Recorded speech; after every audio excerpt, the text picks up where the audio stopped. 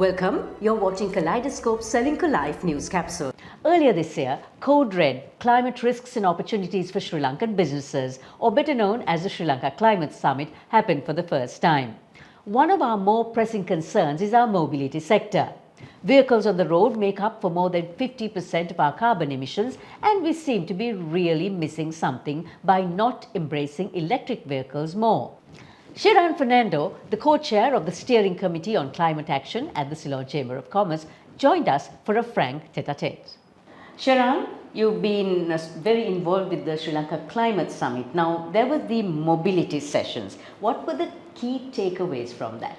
Firstly, Sri Lankan mobility needs to move from internal combustion engines, i.e. petrol or diesel, to electric, because electric is more than 40% more efficient than internal combustion engines. That's the first take. The second is we have to move from private transport solutions to public transport. So to do that, the government or the mixture of the government and the private sector need to invest on upgrading public transport. Again, it should be electric. Now, if those two things happen concurrently, that's the move to electric and the move from private to public, you will have a significant improvement in the level of congestion. Congestion is at the moment because of congestion, our travel speed is 10 kilometers a liter. Kids could run at that speed. So it's the average Sri Lankan person spends 3 hours a day traveling to work. Congestion will resolve.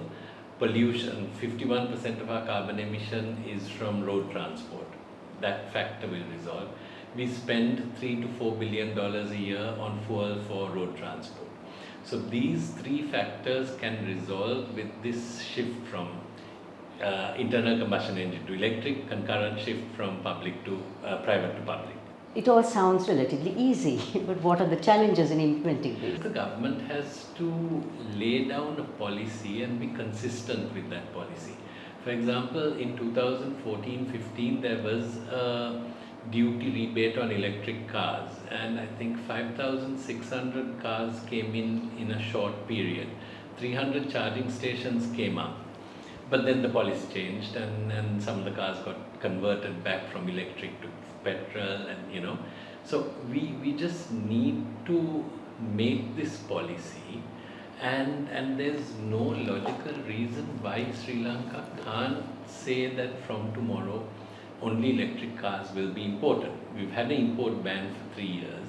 It is the perfect time to announce a shift in policy. How optimistic are you that everything will fall into place and we will have EV mass transportation mobility in this country? What do you think of a timeline?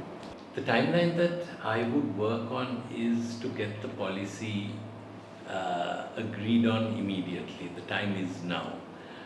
The time is pre-elections, when everyone is talking about manifestos and plans, to present this plan to everyone who is in the decision-making process and justify this plan. Because I really am convinced that there is no scientific or no empirical evidence why we shouldn't go down this road.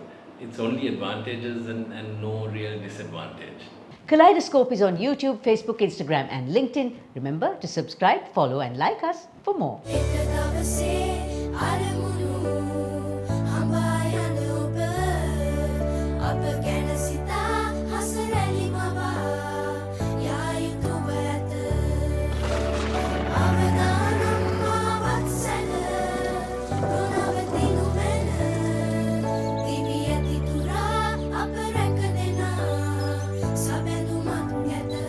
You focus on your goals. We will take care of the risks. Srilanka Life.